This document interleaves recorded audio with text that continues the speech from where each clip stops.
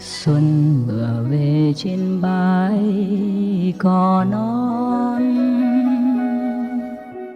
gió xuân đưa lá vàng suối nguồn. Okay, there was a person, a scholar, and he was very well educated and a very pure and good person. Huh?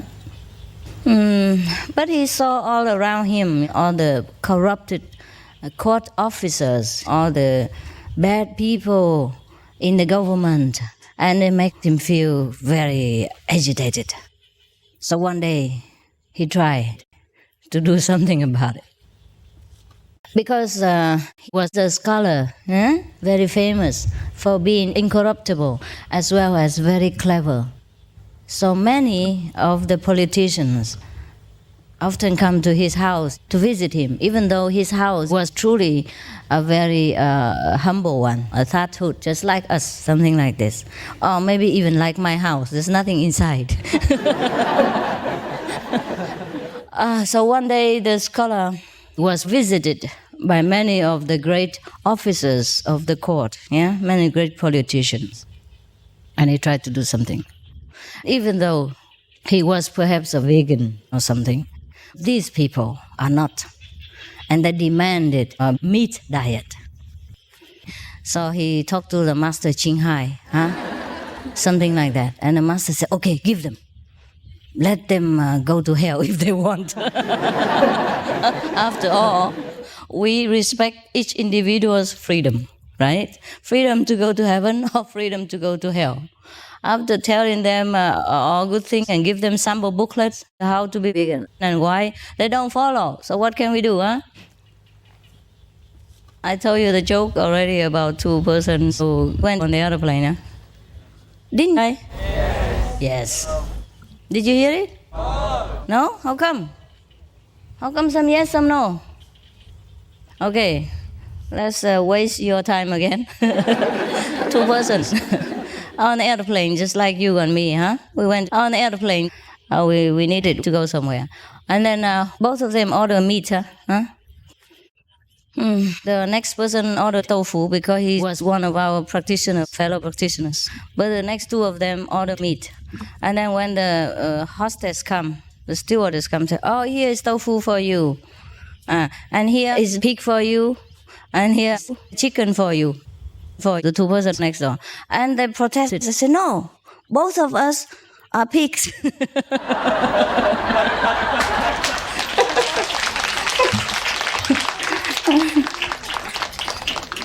Pig meat. So at least if you eat tofu, people can only say your brain are full of tofu. At least they won't say that you're a pig or dog or you're chicken or whatever, In Vietnam, if you say somebody you are dead chicken, then it's a very, very bad offense. Do they say that in America too? No? What do they call you when you are lousy? Chicken. A living chicken? Instead of dead chicken, you're living chicken, right? Okay. Well, at least you're living. A living teacher and a dead teacher are different, This joke, I don't think you will understand, so we forget it. Find another one. Okay, now, there's another joke. Well, this is all non-vegan, But at least you know what vegans are about. I tell you so that you'll be happy that you're vegan, There was one person who's very rich, and he was very addicted to alcohol.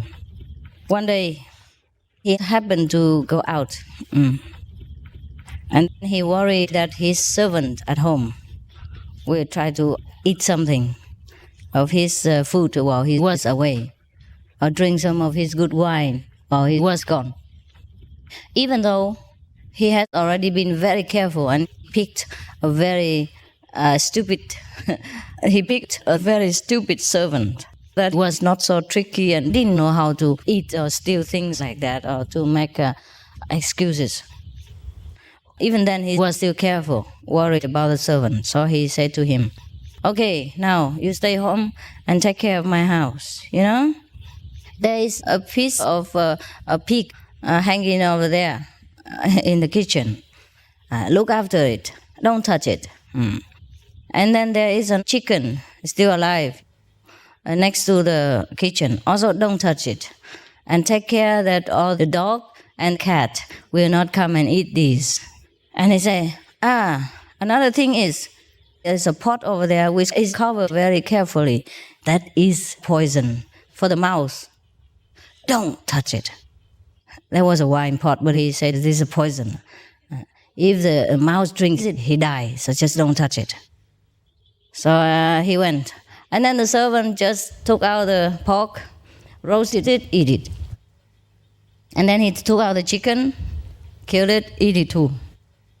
And at the same time drinking the alcohol, to accompany it. And feel very good, and then drunk, and lay there sleeping very peacefully. When the boss come home, he saw the servant just sleeping there on his sofa. Yeah. And then also smell alcohol. And some of the chicken bones are scattered all over the place. He kicked them around when he slept. So he woke him up and say, what about my chicken? My pork, spare ribs. What happened to the poison over there?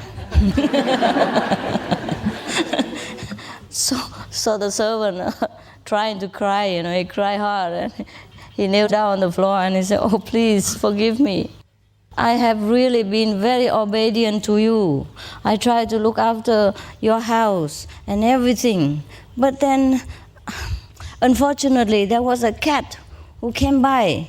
And then he crawled up to the roof of the kitchen and took the pork and eat it. And then the dog saw the cat do that. He also took the chicken and go out and eat it. I was so worried that when you came home, you would kill me. You would scold me. So I took the poison.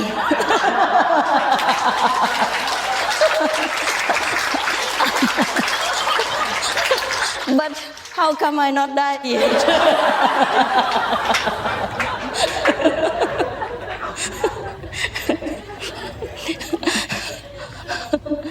He want to kill himself. But he didn't die. So you be careful with people. When some people look so stupid, it doesn't mean they're truly stupid. And when some people look sweet, it's not necessarily that he or she is sweet, okay?